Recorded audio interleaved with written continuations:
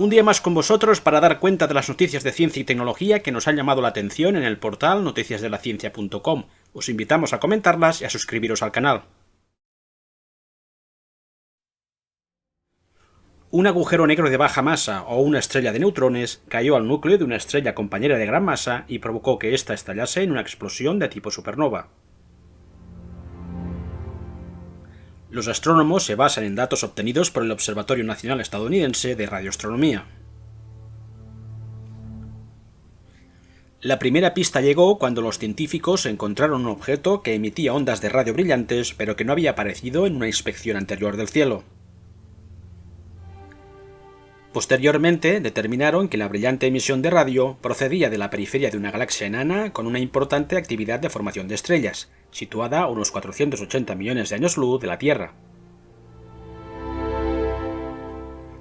Los datos permitieron a los astrónomos reconstruir la fascinante historia de un acercamiento progresivo entre dos estrellas masivas, una de las cuales murió como tal antes de que el acercamiento culminase con la colisión entre ambos astros.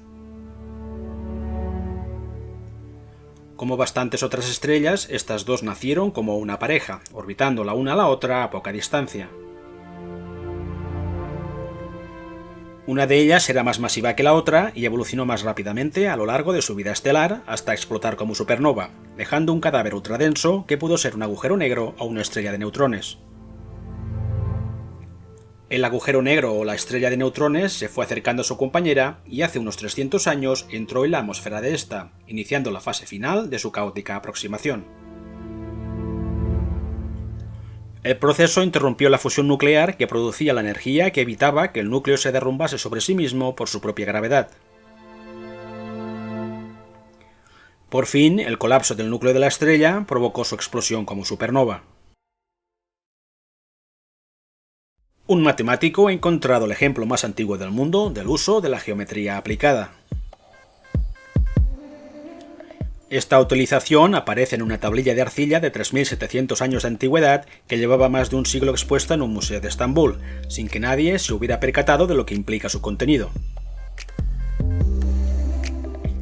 La tablilla, conocida como SI-427, fue descubierta a finales del siglo XIX en lo que hoy es el centro de Irak, pero su importancia permaneció ignorada hasta que el matemático Daniel Mansfield de la Universidad de Nueva Gales del Sur llevó a cabo su investigación. La SI-427 data del período de la antigua Babilonia, entre los años 1900 a.C. y 1600 a.C., y consiste en un plano topográfico para definir los límites de un terreno. En este caso, nos informa de los detalles legales y geométricos de un campo dividido tras la venta de una parte del mismo. Constituye un objeto significativo porque el agrimensor utilizó lo que hoy se conoce como ternas pitagóricas para realizar ángulos rectos precisos. El descubrimiento de la tablilla tiene importantes implicaciones para la historia de las matemáticas porque esto ocurrió más de 1000 años antes de que naciera Pitágoras.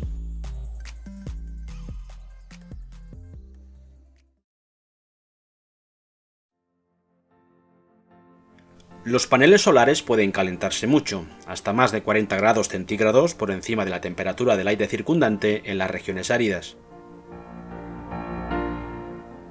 Esta situación se produce porque las células fotovoltaicas de silicio suelen convertir en corriente eléctrica solo una cuarta parte de la energía solar absorbida, mientras que el resto calienta la célula. Las temperaturas extremas de funcionamiento reducen la eficiencia y la vida útil de la célula solar. Ahora, una nueva tecnología utiliza el calor residual de las células solares para la desalinización del agua de mar. El dispositivo se acopla debajo de un panel fotovoltaico y arrastra el agua de mar hacia una serie de canales estratificados. El agua vaporizada en el canal superior por el calor de las células solares pasa a través de una membrana porosa a una capa inferior, donde se vuelve a destilar. Después de 3 capas de purificación, se produce agua dulce a un ritmo cercano a los 1,6 litros por hora. El sistema es obra de un equipo de la Universidad de Ciencia y Tecnología Rey Abdalá. El primer prototipo se hizo público en 2019, pero quedó un problema pendiente de resolver: la elevada temperatura que seguían alcanzando las células solares. La clave para disponer de la eficiencia necesaria y al mismo tiempo evitar que las células solares se calienten demasiado ha sido una serie de pequeños cambios en el diseño del tipo de membranas utilizadas. Los biocombustibles, elaborados a partir de biomasa, tienen el potencial de resultar neutros en carbono, es decir, de liberar cuando son utilizados la misma cantidad de carbono que fue absorbida en su proceso de elaboración. Sin embargo, la biomasa es una fuente de energía renovable que resulta difícil de implementar en todas sus posibles aplicaciones debido a su elevado coste económico.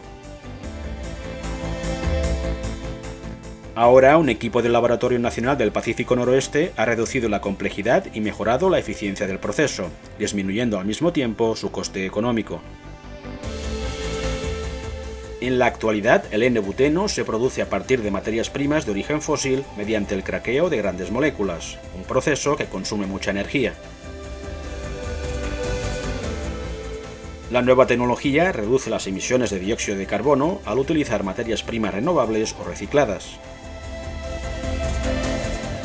Utilizando como punto de partida al N-buteno obtenido de forma sostenible, los procesos existentes pueden refinar aún más el producto químico para múltiples usos comerciales, incluyendo el gasóleo, diversos tipos de combustible para aviones y lubricantes industriales.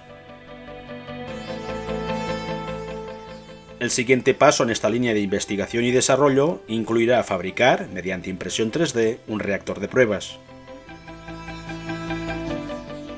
Dicho reactor consumirá el etanol equivalente a media tonelada seca de biomasa al día.